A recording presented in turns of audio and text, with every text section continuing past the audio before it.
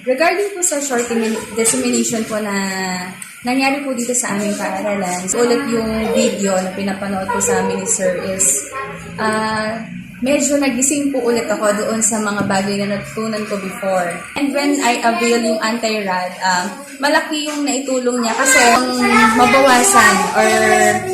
kahit minsan katabi namin is hindi na totally na-experience yung pananakit ng ulo or pagsakit ng paa, pamumulikat or any part of my body. Kasi because of the anti-rad, talagang malaking naitulong sa amin ng short dissemination at anti-rad kasi para maging aware kami at maiwasan yung harmful effects sa katawan namin. And ayun po, and sana po mag-avail din po kayo ng anti-rad kasi po malaking tulong po, hindi lang po ito sa amin, but then sa lahat po ng nagamit ng gadget, tulog, kaya po kailangan maging aware po tayo and mag-avail na po kayo ng anti-rad.